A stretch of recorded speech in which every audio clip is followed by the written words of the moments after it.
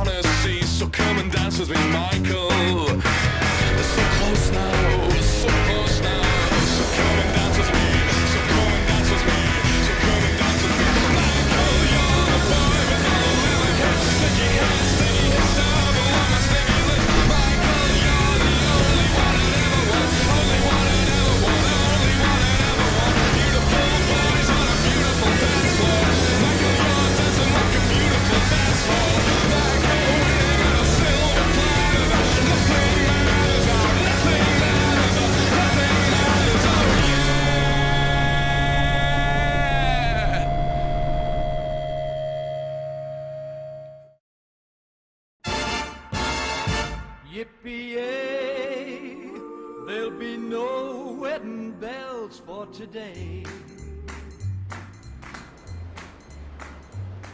I gotta say, I really did not expect so many of the comments on the Ryuichi video to be talking about the Rogue, but if it wasn't a pleasant surprise. You guys telling me that you have started using the Rogue, and a lot of you clearly being newer pilots, is kind of like telling your estranged father that you started listening to his old King Crimson records. Like, you've marginally increased his chances of coming back from the cigarette store, and as you can see, I have, because this video didn't take 6 fucking months to come out. Now, I'll admit, I've been cheating on you guys a little bit.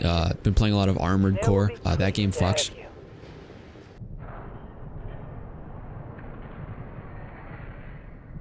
Fight back, nigga! Fight back, nigga! Fight back! Fight back! And I had a different project in mind, but the Ryuichi video did really, really well. I just thank you, and because so many of you talked about the Rogue, I'm happy to make a video on it. So, what is so special about it? Well, it kind of sits in this ironic area where it is poised to be the first aircraft that you pick, right? It's one of the first sale prices you get, and it's either between that and the Sea Breeze. And like the average new player probably doesn't even know that the Sea Breeze can be weaponized, and you're also just looking at this cool plane that has missiles, machine guns, and bombs. It's a no-brainer. Now, naturally, like the first aircraft or anything you pick in a game should be really comfortable and easy, a nice basis for you to learn with. That is not the fucking case with the Rogue. That is spiking a baby into the deep end to teach it how to swim, bro. But it also acts as this trial, because I know a lot of other pilots, and I mean, it was my first plane, and it was all I had as a weaponized vehicle. It's actually the first time I've ever bought a shark card in this game. Like, this was years ago. I had a weaponized Tampa that didn't have the machine gun, and I had a Rogue, and I only had enough money to weaponize one or the other. And I picked the Rogue, and here we are now, about 3,000 hours in. Here we are. I got it in by the Tampa though, Jesus Christ. Because it's the starter plane for so many people, there is culture to the Rogue. It's not a dogfighter's plane. You really will never see a competitive pilot using the Rogue, because while it does have some tricks up its sleeve, it really isn't up there in a one-on-one turn fight. It's more like being handed a toolbox. It's this cowboy aircraft that can deal with any situation as long as the pilot is skilled enough. It has explosive cannons, missiles, bombs, it's decently fast. On paper, it has literally every trait for a good free mode aircraft, a plane that's good at dealing with the variety of threats free mode will throw at you in traversing the map. So why haven't you been using it for probably years? Why does it feel awkward? Because that's the thing. Despite the fact that it has all these good traits, the Rogue is not easy to use at all.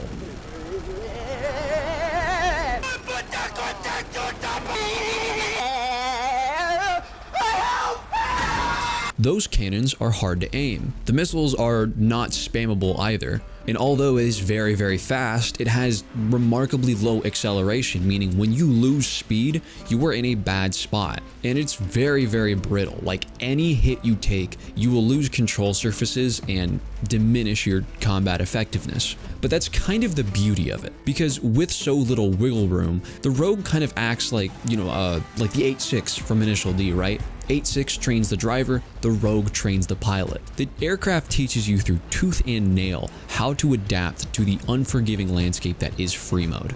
And for an experienced pilot, it is a joyride, because once you really know how to use the city to your advantage and how to use all of its weapons, I will quote myself here, it is an underrated powerhouse. I'm going to break this guide down into two sections.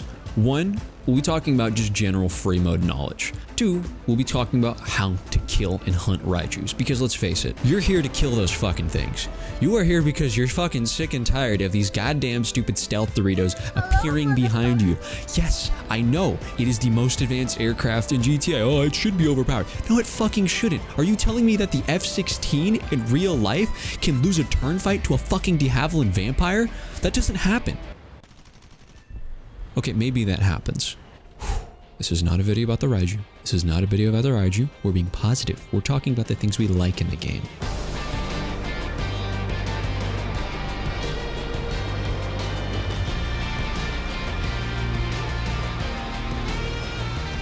So right off the bat, awareness is your biggest free mode tip. Use your minimap. You are not using your minimap enough unless your expanded radar is pretty much always open.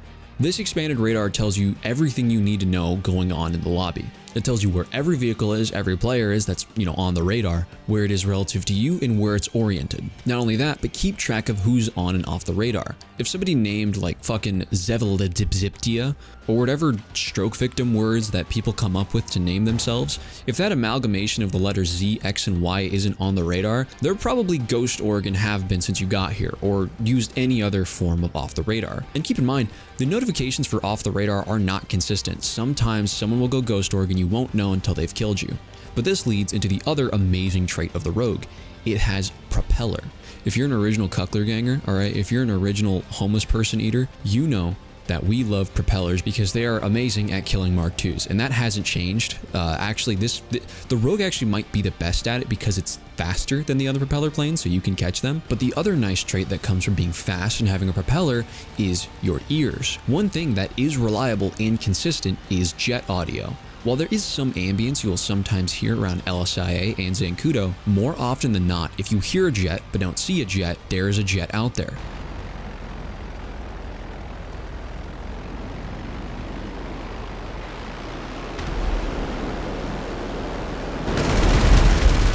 Combine this with climbing to max and watching the clouds, any jet that is potentially chasing you off the radar, you will have superb awareness of beforehand. You can even take it a step further and use tactics that I don't know who to credit this with. Every Rogue pilot I've ever met, like people who remain the Rogue, have all figured this out on their own, which is a testament to how good this plane is at teaching you to be creative. They turn off their engines and skim max. Now, when you do this, you want to fly sideways because you need to use your rudder to support yourself, as the elevators are not strong enough to keep you upright. But this will give you the best auditory awareness, and because you're so high and can see them from so far, you can absolutely turn on your engine and dive on your opponent. Which, side tangent, because this is really cool. This is a real tactic. This is a real thing that people did in World War II. I'm sure you've seen the fat electrician video, right? The fucking mosquitoes would turn off their engines and just sit above airfields and just spawn camp. Sorry, I love when, like, because GTA can be weirdly realistic, sometimes you'll have that overlap between like real life and video game. I hope you're seeing why I have that 3,000 hours now. But I'm not going to get too caught in those lucid dreams. For now, we'll wrap up with watch the map, watch the player list, and listen. Sills, you know? Or I guess it'd just be sill. Stop, look, listen. Because you can't smell. If you smell something, it's probably you. Next, let's talk ground attack. Now, the Rogue actually, interestingly, and I just realized this now while recording this, is probably one of the best ground attackers in the game now. It's just kind of funny, because, like, you know, I'm so used to, like, the laser and the Hydra being that, but the Rogue is really good. Granted, it's really brittle. You know, for the life of me, I can't stop feeling the evil eye of E-rounds and railgunners just staring at me and waiting to snipe your tail. But if you learn to A, fly low when you're doing ground attack and weave through the buildings, put yourself between people, and B, keep an eye out for who's looking at you, right? Because if that guy has been staring at you for the past 20 seconds and you haven't received a lock-on ping, he's probably not holding a homing launcher. He's probably holding a skill cannon. So if you want to be baller, just fucking fly at 40 feet above the ground at all times, or just, again, put something between you and them.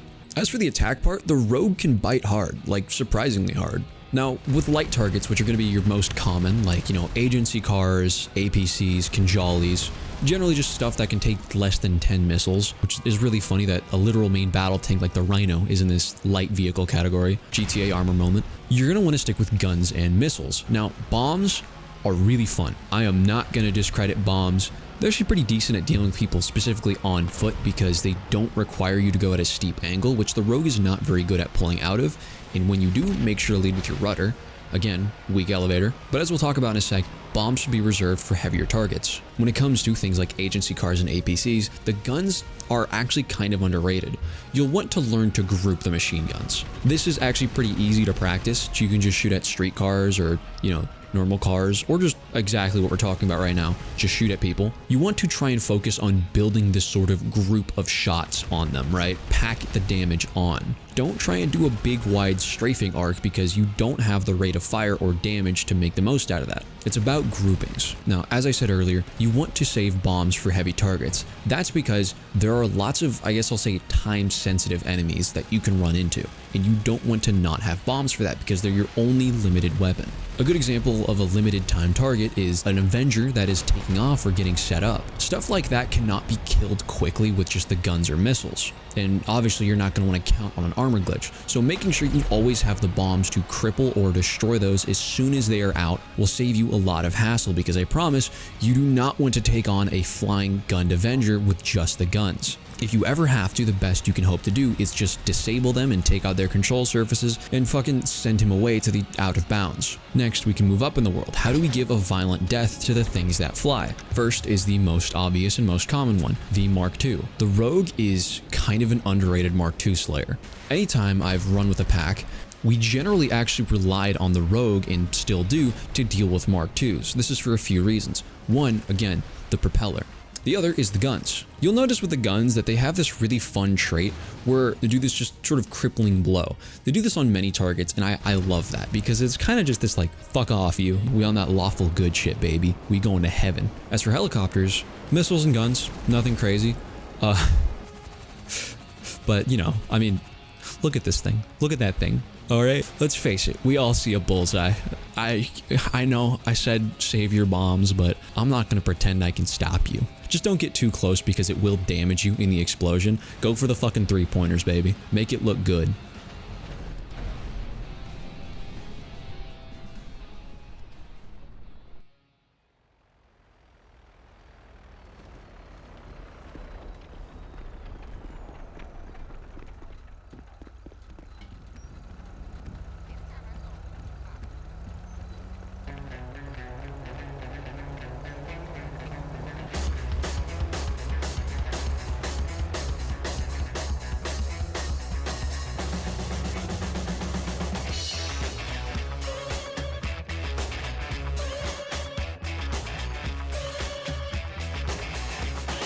So, dogfighting in free mode. Right off the bat, let me set the record straight. You don't want a dogfight. You want to kill them on the merge. That should be your priority. Fucking shoot them, missile them, bomb them, head on if you gotta. Because once you get into the dogfight, things get a little bit complicated with the rogue. Like we said at the beginning, it's not really a huge dogfighting aircraft. Or I'll say the way to dogfight is weird, and when you do it most optimally, the best way to dogfight in a rogue is like the worst way for free mode. See, this is not an elevator aircraft, which, to put it very, very simply, it's not good at flat turn fighting, or at least following the same line. You know, imagine chasing each other around a dinner plate. That is, you know, the primal form of dogfighting. The rogue is not very, very good at that. As we have spoken on already, this thing leans into the rudder. It turns with the rudder. So, right off the bat, what you want to start to learn to do is to sort of predict where they're going to turn. You can use the very strong rudder to sort of cut into their turn circle if you're, you know, visibly imagining their turn circle. As you dogfight more and engage more threats, you will just kind of learn the way that the average pilot flies, because they really do all start to just kind of clump together at some point. Raijus especially have these huge wide turn circles because the average user does not understand to slow down with it, and, you know, to be fair, you wouldn't expect to have to. But you want to get in close and stick with them. You don't want it to turn into a big wide open turn fight, because that's not where you want to be. If they get distance and guns on you, you are dead.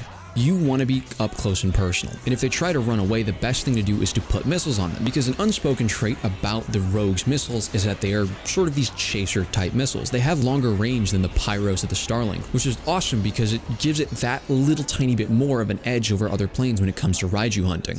And if you are lucky, the other aircraft will actually try and be a little bit of a dogfighter and sort of try and cut with you, you know, spiral around. This is what dogfighters call rolling scissors or spirals. When you're in this situation, what you need to start doing is slowing down. Now, I need to prefix this very clearly. You do not want to lose speed in free mode.